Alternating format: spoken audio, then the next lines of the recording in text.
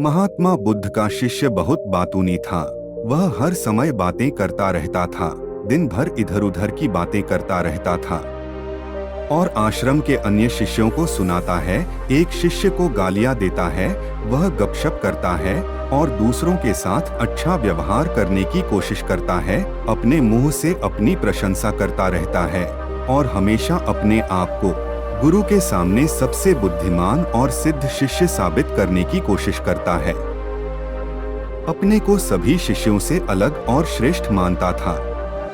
उसका कहना था कि मैं एक अमीर परिवार का लड़का हूँ। अगर मैं चाहता तो एक आरामदायक और शानदार जीवन जी सकता था, लेकिन मैं वह सब छोड़कर यहाँ आया क्योंकि मुझे सच्चाई की तलाश है। मैं खुद को जानना चाहता हूँ और जीवन को जानना चाहता हूँ, इसलिए मेरा यज्ञ सबसे बड़ा है। एक दिन गुरु ने सभी शिष्यों को आश्रम में बुलाया और कहा कि आप सभी को अगले 1 महीने तक कुछ संकल्प लेना है। इससे आपका संकल्प मजबूत होगा और आप में आत्मबल का संचार होगा। आप सभी अपनी क्षमता के अनुसार कोई भी संकल्प ले सकते हैं। 1 महीने के पहले आप में से जो कोई भी अपने संकल्प को भंग करता है, वह अपनी पुरानी दिनचर्या में वापस चला जाएगा। सभी शिष्यों ने अपनी शक्ति के अनुसार बड़े या छोटे संकल्प लिए और गुरु को अपना संकल्प बताकर वहां से चले गए। लेकिन बातूनी शिष्य अपने को सबसे अलग और बड़ा दिखाना चाहता था। तभी वह गुरु की झोंपड़ी में पहुंचा और बोला कि मुझे कोई छोटा संकल्प नहीं करना है, बल्कि अपने जैसा कोई बड़ा और महान संकल्प करना है। कृपया बताएं कि मैं कौन सा संकल्प लूं। उस बातूनी शिष्य की बात सुनकर गुरु मुस्कुरा दिए और कहा, क्या तुम मेरे द्वारा दिए गए संकल्प को पूरा कर पाओगे? यह तुम्हारे लिए संभव नहीं है। तुम इसे पूरा नहीं कर सकते। अपना संकल्प खुद खोजो। शिष्य ने कहा, नहीं गुरु, मैं पूरा करूंगा, आप मुझे जो भी संकल्प दें। आप कृपया मुझे बताएं। नहीं गुरु, मैं पूरा करूंगा, आप मुझे जो भी संकल्प दें। आप कृपया मुझे बताएं। शिक्षक ने कहा, ठीक है, फिर तुम अगले महीने चुप रहोगे। मुंह से एक शब्द भी नहीं निकलेगा। यह संकल्प है। शिष्य ने कहा, गुरुजी, क्या यह संकल्प है? बहुत आसान है, केवल 1 महीने के लिए चुप रहना है। मुझे एक बड़ा संकल्प दें जो मेरे श्रेय के योग्य है, जिसे पूरा करने में मुझे परेशानी हो। गुरु ने कहा, पहले आप इस संकल्प को पूरा करें। शिष्य ने गुरु की आज्ञा का पालन किया। वह उसी समय चुप हो गया। वह मुड़ा और झोंपड़ी से बाहर चला गया। उसे चुप रहना बहुत आसान लगा। उसने किसी तरह चुपचाप 1 दिन बिताया, लेकिन दूसरे दिन से उसके मन में न बोलने का बोझ बढ़ने लगा। तीसरे दिन उन्हें भारीपन महसूस होने लगा और चौथे दिन एक अजीब सी बेचैनी होने लगी, क्योंकि आश्रम के सभी शिष्य आपस में बात कर रहे थे। वह भी उनके सामने अपना पक्ष रखना चाहता था और उनकी बात बंद करना चाहता था, लेकिन उसका निश्चय उसके रास्ते में आ खड़ा हुआ। इसलिए वह सारा दिन केवल मुंह और आंखें ही बनाता रहा। ऐसे ही कुछ दिन और बीत गए और शिष्य बीमार पड़ गया। उसका सिर फटने वाला था। खाने पीने का भी मन नहीं करता था। वह बस बोलना चाहता था। वह मास्टर जी के पास गया और उनके सामने बैठ गया और उन्हें लिखकर कहा, मास्टर जी, मुझे बोलना है। बिना कहे मुझे सांस नहीं आ रही है। मेरा दम घुट रहा है। मैं अंदर से पागल हो रहा हूँ। मैं क्या कर सकता हूँ? क्या मुझे अपने संकल्प तोड़ देने चाहिए? मास्टर जी यह पढ़कर मुस्कुराए और कहा कि संकल्प तो टूटने के लिए होते हैं, लेकिन जो व्रत को पूरा करता है वही अपने भीतर की शक्ति को बढ़ा सकता है, और जो अपनी आंतरिक शक्ति को बढ़ा लेता है वही जीवन के पथ पर आगे बढ़ता है। बुद्धि और जागृति संकल्प लेना आपके हाथ में था और उसे तोड़ना आपके ऊपर है। तुम्हारे अनेक सहशिष्य संकल्प तोड़कर अपनी दिनचर्या में लौट आए हैं। अगर आप ऐसा नहीं कर पा रहे हैं, तुम अपने संकल्प को तोड़ भी सकते हो और अपनी पुरानी दिनचर्या में वापस जा सकते हो। लेकिन याद रहे, अगर आज तुम इस छोटे से संकल्प को संभाल नहीं पा रहे हो तो बाकी जिंदगी कैसे संभालते हो? मुझे शक है बाकी फैसला पूरी तरह तुम्हारे हाथ में है। शिष्य बिना कुछ कहे वापस चले जाता है। वह केवल अपने आवश्यक कार्यों के लिए बाहर निकलता, बाकी समय वह कुटिया के अंदर ही बैठा रहता था। 15 दिन बीत चुके थे और आश्रम के सभी छात्रों का संकल्प लगभग टूट चुका था, लेकिन उस बातूनी शिष्य का संकल्प अभी भी चल ही रहा था कि प्रतिज्ञा लेने के बाद से वह एक शब्द भी नहीं बोला। पूरा आश्रम हैरान था कि इतना बोलने वाला आदमी चुप कैसे हो गया। 15 दिन बाद वह अपने गुरु के पास गया और लिखित में कहा कि मैं बाहर से चुप हूँ, लेकिन मेरे अंदर कई आवाजें हैं, बहुत रोना और शिकायत है। मैं अंदर ही अंदर बात करता रहता हूँ। मेरा मन तरह तरह के सवाल करता रहता है। बाहर से जितना शांत हूँ, भीतर उतना ही कोलाहल है। मुझे संदेह है कि मेरा संकल्प अभी भी कायम है या नहीं। गुरु ने कहा, क्योंकि तुमको बोलने की आदत है, इसलिए बाहर से भले ही खामोश हो, लेकिन अंदर ही अंदर कहते रहते हो। तुमको इन बातों और आवाजों से दूर जाना होगा।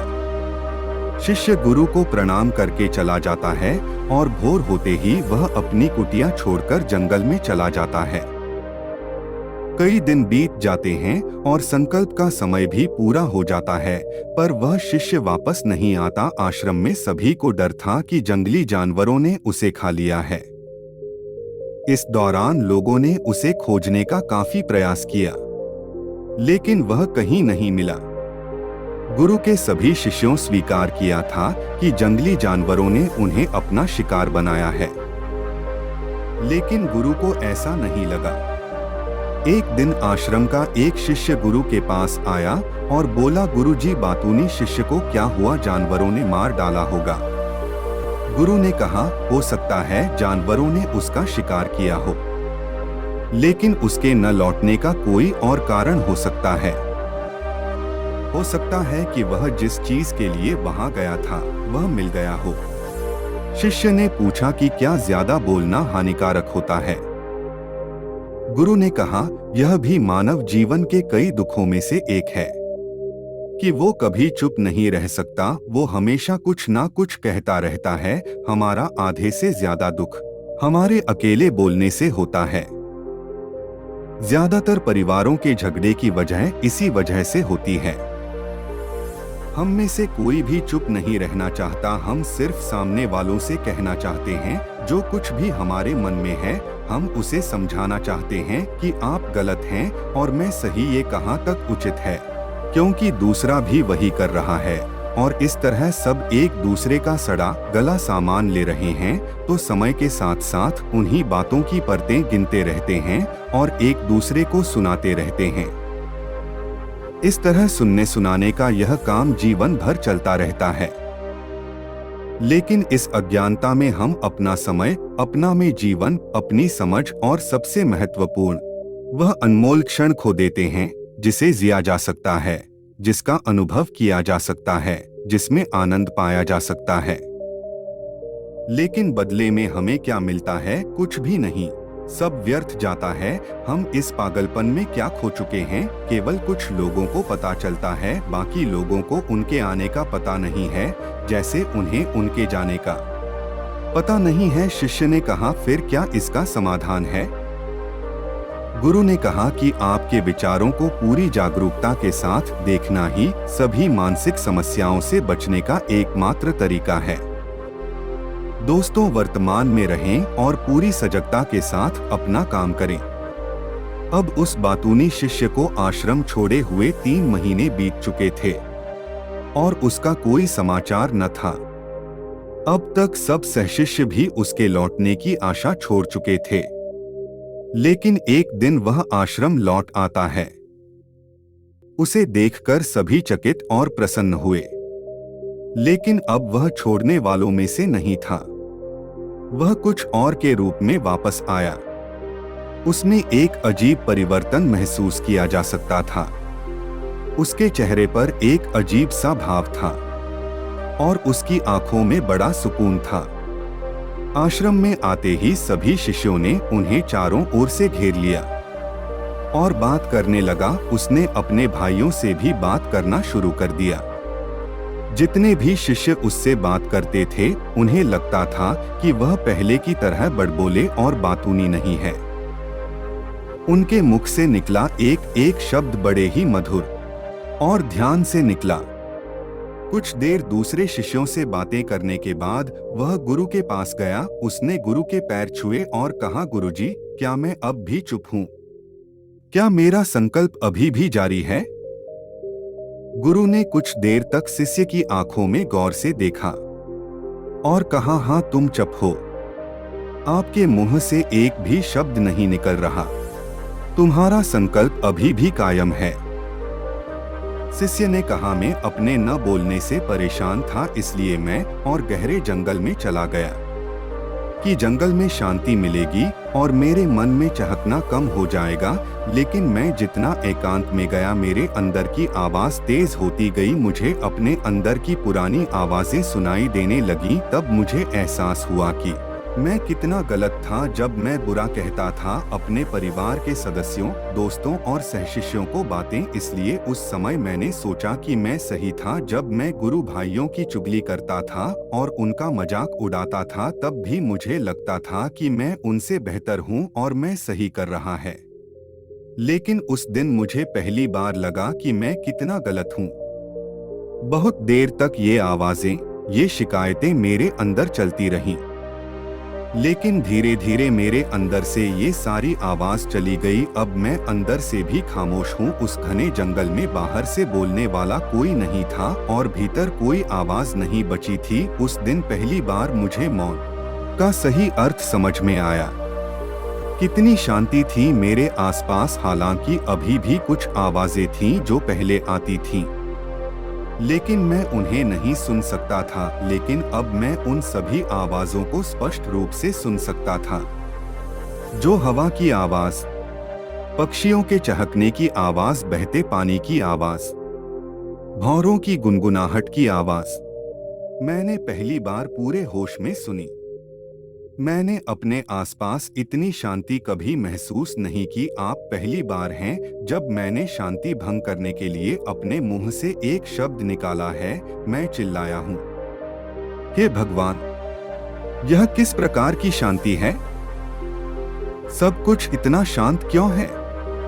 लेकिन मेरे चिल्लाने पर भी की शांति भंग नहीं हुई।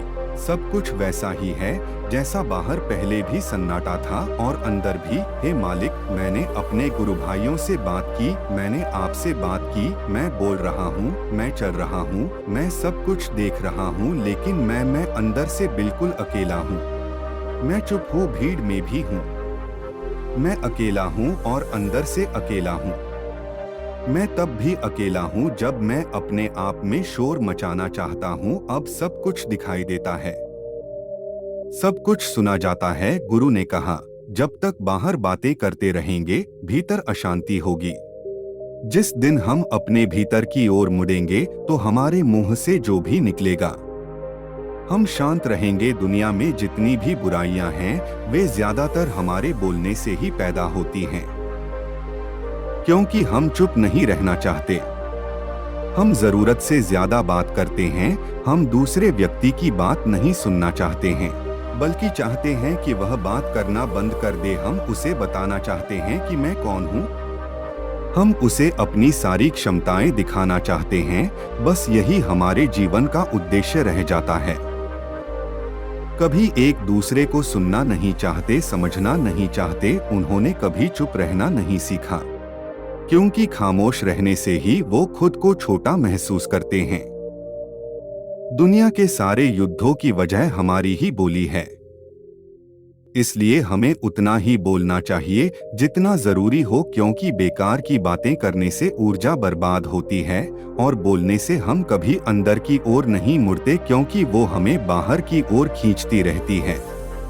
और क्या क्या इस दुनिया के अलावा कोई बाहर है?